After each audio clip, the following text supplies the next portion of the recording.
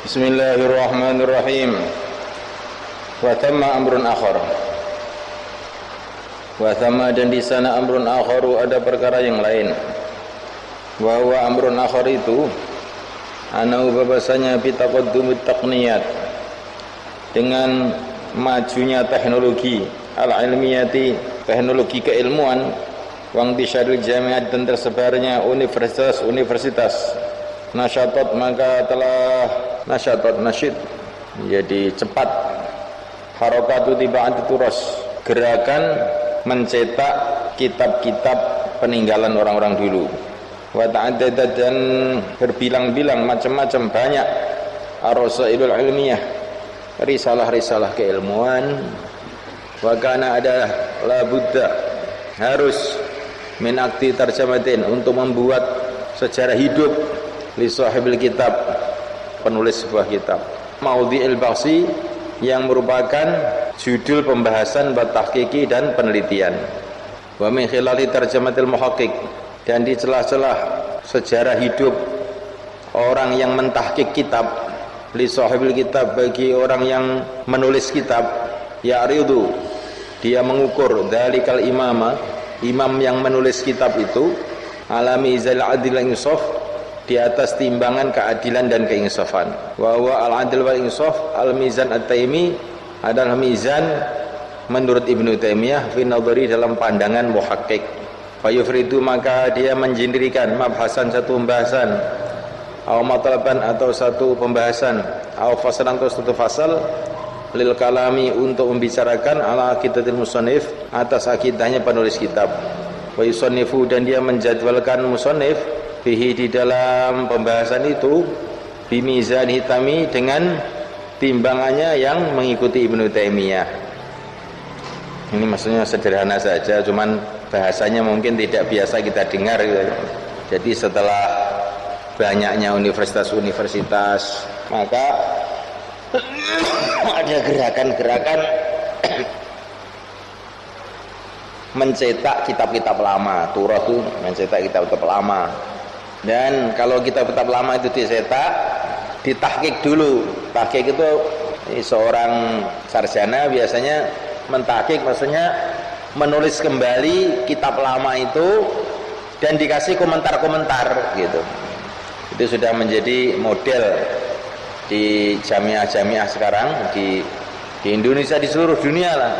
Itu ada satu disertasi atau tesis untuk magister, untuk doktor, yang judulnya itu mentahqiq sebuah kitab, meneliti sebuah kitab lama, mentahqiq kitab Bukhari, mentahqiq kitab kitab lama, ditahqiq, diteliti. Dan sebelum si muhaqqiq ini menuju kepada penelitian kitab itu, langsung pasti ada muqaddimahnya. Nah, muqaddimahnya itu isinya adalah sejarah hidup penulis kitab. Ini penulis kitabnya namanya Imam Ghazali, penulis kitab namanya Imam Bukhari, sejarah hidupnya begini, lahirnya di mana, belajarnya gimana, kedudukan ilmunya gimana gitu. Terus nanti yang terakhir pasti ada pembahasan mengenai akidah penulis kitab. Namanya Syaukani, ini penulisnya Syaukani, dia hafal hadis, dia begini, terus akidahnya, sejarah hidupnya begini, lahirnya di sini, nasabnya begini, sejarah hidupnya itu mesti ada. Namanya terjemah. Terjemah itu bukan diterjemahkan bahasa Indonesia, bukan, terjemah itu maksudnya sejarah hidup. Nah, nanti dalam terjemah, dalam sejarah hidup itu ditulis akidah-akidah si musannaf itu, dan penulisannya itu menurut pandangan yang disesuaikan dengan Ibnu Taimiyah. Ini orang ahli bid'ah, ini orang banyak musyrik, dan macam-macam gitu. Termasuk saya baca kemarin itu kitab Syama'il Muhammadiyah, karangnya Imam Tirmidzi, kemudian disyarahi oleh Ibnu Hajar Al-Haytami rahimahullah, ditahqiq oleh salah satu orang salafi, tulis sejarah hidupnya, lahir di sini, meninggal di sini, keilmuannya, terus terakhir akidahnya. Ibnu Hajar itu ahli dalam hadis, ahli di dalam Ibnu Hajar Al-Haytami, ahli dalam fikih, tapi sayang dia ini benci kepada imam-imam ahli sunnah, dia mencaci maki Ibnu Taimiyah, Ibnu Qayyim. Maka ini yang membuat derajat keilmuan dia ini merosot, macam-macam lah gitu. Ini sudah jadi model penulisan buku-buku model sekarang. Maka kalau kamu membaca kitab-kitab yang muhakkak, yang ada tahqiqnya, hati-hati. Itu kadang muhakkiknya itu orang yang wahabinya itu wahabi cekek banget itu. Kayak tulisannya Ibnu Qayyim. Ibnu Qayyim itu muridnya Ibnu Taimiyah. Namanya kitab Madarijus Salikin. Itu di situ tuh Ibnu Qayyim itu banyak memuji orang sufi. Dan kitab itu dicetak ulang oleh orang Salafi namanya Muhammad Hamid Al-Fati. Nah itu di situ tuh dia odel-odel itu Ibnu Qayyim itu. Padahal dia orang Salafi, ya. Tapi juga itu membantah isi kitab itu isinya. Jadi katanya dia mau meneliti, tapi isinya malah pembantahan terhadap kata-kata Ibnu Qayyim yang memuji orang sufi. Maka hati-hati dengan kitab-kitab cetakan-cetakan baru itu. Termasuk Fathul Bari, Syarah Bukhari ditahqiq oleh Bin Bas. Itu juga banyak isinya itu justru Bin Bas itu menentang kepada pemikiran-pemikiran Ibnu Hajar Al-Asqalani, pengarang Fathul Bari itu. Maka kalau kamu membaca kitab-kitab baru, kamu hati-hati dengan muhakkikin itu, pentahqiq itu. Karena banyak sekali pentahqiq yang dari orang-orang Wahabi, karena percetakannya itu mereka punya duit untuk mencetak itu. At-takfir al-jimai, pengkafiran secara massal. Wa hunaka launan akhar, di sana ada satu macam lain, basyaklun jadid, dan bentuk baru di dalam penulisan kitab maksudnya. Wa huwa launun akhar itu wad'ul mukhalifin, meletakkan orang-orang yang menentang al-fikri Taimi kepada fikir Ibnu Taimiyah fi mas'alatin muayyanah, dalam masalah tertentu, ditaruh fi qaimatin sauda, di dalam daftar hitam. Wa itlaqi sunufit takfir, dan mengucapkan macam-macam pengkafiran, wa tabdi' dan pembid'ahan alaihim atas mukhalifin. Wa hadzani mithalani li hadzal naw'. Ini adalah dua misal bagi macam ini. Al-mithal awal, Kitab Al-Mufassirun baina ta'wil wal isbat fi ayat sifat. Kitab Al-Mufassirun, ahli-ahli tafsir, antara ta'wil dan isbat di dalam ayat-ayat sifat. Wa madbu' kitab ini dicetak fi arba'ati mujalladat, dalam 4 jilid. Di Syekh Muhammad bin Abdurrahman Al-Maghrawi. Wa qad tanawala, dia telah mengenai fihi, di dalam kitab itu, a'immat tafsir, imam-imam tafsir. La siyama, apalagi ashabu kutub tafsir asy-sya'i'ah al-matbu'ah, pemilik kitab-kitab tafsir yang masyhur yang telah dicetak, dikenai bidami dengan cacian, wa taqri', dan yakni cacian, wa khassa, dan dia mengkhususkan minhum, di antara imam-imam tafsir yang dicacat itu, Al-Imam Al-Mufassir Al-Faqih Al-Usuli Al-Qurtubi, imam mufassir yang ahli fikih, ahli usul fikih, Al-Qurtubi rahimahullah, tafsir Qurtubi. Wa qad ghaba, dan telah ghaib, maksud ghaib tidak tahu, mengenal Maghrawi, dari Maghrawi, wal musyrifin ta'ala risalatihi, dan orang yang mengawasi atas risalahnya Maghrawi, guru-gurunya, anna ta'wil, bahwa ta'wil lam yang fakka, tidak lepas anu dari takwil ahadun, seorang pun minal fasirin, dari orang-orang ahli tafsir. Hataman, sehingga orang yunadilu, yang dia berjuang, yuharibu, dan bertempur, bisilahim, dengan senjata mereka, wayaglu, dan dia telah lewat batas fihim, di dalam mencintai mereka. Amthalu Ahmad bin Hanbal, bin Taimiyah, bin Katsir, wa Syaukani. Jadi ada model pengkafiran massal. Ini satu model baru juga, yaitu menulis kitab-kitab yang berkaitan dengan para imam, para ulama, dan siapa saja ulama yang menentang pendapat Ibnu Taimiyah, maka dia akan kafirkan, bid'ahkan, dan macam-macam.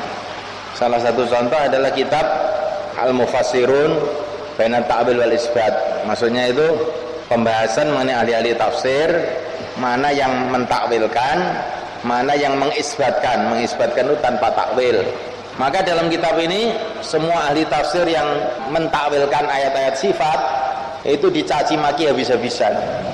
Termasuk yang dicaci maki adalah imamnya ahli tafsir, Al-Imam Al-Qurtubi. Ini tafsir yang paling bagus yang kaitan dengan ahkam. Imam Qurtubi ini juga dicaci maki habis-habisan gara-gara dia mentakwilkan. Dicaci oleh Maghrawi dan musyrifin. Musyrif itu ya yang membimbing membuat kitab itu. Padahal ini Maghrawi tidak tahu bahwa takwil itu tidak lepas dari takwil itu seorang pun dari ulama-ulama dulu. Termasuk orang-orang yang didewa-dewakan oleh orang-orang yang disanjung-sanjung oleh orang-orang Wahabi itu, mereka pun takwil juga, walaupun mereka menentang takwil tapi nyatanya takwil juga gitu. Seperti Ibnu Taimiyah itu penentang takwil, tapi dalam beberapa kitabnya juga ada takwilnya gitu. Imam Ahmad bin Hanbal itu juga termasuk orang yang tidak suka takwil, tapi nyatanya dalam kitab-kitab juga ada takwilnya. Jadi takwil itu perkara yang tidak lepas darinya seorang pun dari ahli tafsir. Karena memang dalam Quran itu ada hal-hal yang perlu ditakwilkan. Ya. Kalau tidak ditakwilkan pasti akan menimbulkan masalah. Seperti kullu man 'alaiha fan wa yabqa wajhu rabbika dzul jalali wal ikram. Ya. Semua orang yang di muka bumi fan, hancur. Wa yabqa, dan kekal wajhu rabbika, wajahnya zat Tuhan kau. Ini sampai Imam Ahmad bin Hanbal pun menakwilkan ayat ini. Yang kekal hanya wajah zat Tuhanmu. Sebagian ulama mentakwilkan yang kekal hanyalah wajah zat Tuhanmu, maksudnya amalan-amalan yang dikehendaki dengannya ridho Allah. Sebagian menakwilkan begitu. Ada sebagian menakwilkan wa yabqa wajhu rabbika, maksudnya zatnya Tuhan engkau. Ada yang menakwilkan wajhu rabbika, kerajaan Tuhan engkau. Ini sampai orang-orang apa itu salaf pun termasuk Ahmad bin Hanbal juga menakwilkan ayat ini. Karena kalau ditakwilkan, kalau tidak ditakwilkan apa adanya ya, yang kekal wajahnya zat engkau, nah, wajahnya Tuhan engkau, berarti tangannya hancur, kakinya hancur, badannya hancur, wajahnya saja, kan begitu jadinya. Kan tidak masuk akal. Hanya wajah Tuhanmu adalah zat Tuhanmu.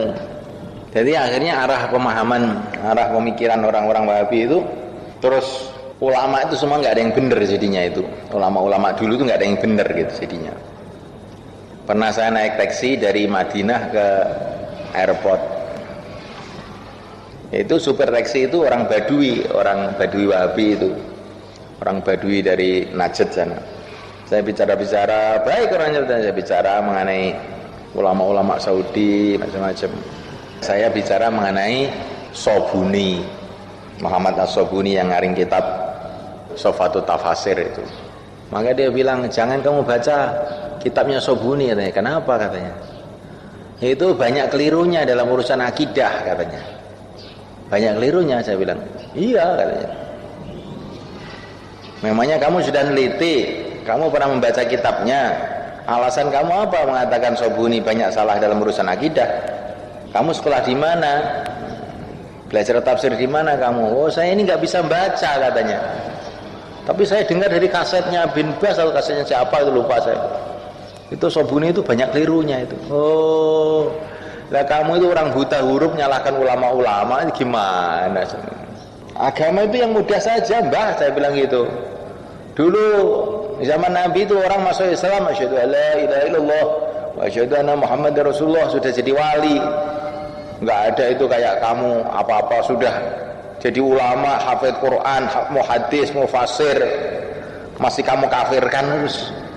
Itu agama apa sih kamu itu?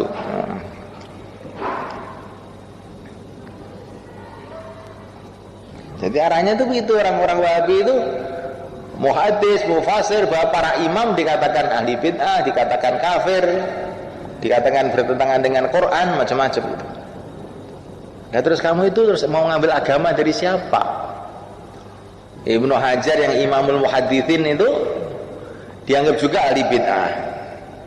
Tapi kenapa kok kamu masih baca kitabnya, saya bilang gitu. Apalagi mau Ghazali yang bukan ahli hadis, wes tambah remek. Syaukani yang mereka sanjung-sanjung saja akhirnya diputus dalam mahkamah Ibnu Taimiyah itu. Mahkamahnya orang Wahabi itu sesat, ahli bid'ah. Nggak ada orang yang benar selain mereka itu jadinya itu. Ya Allah.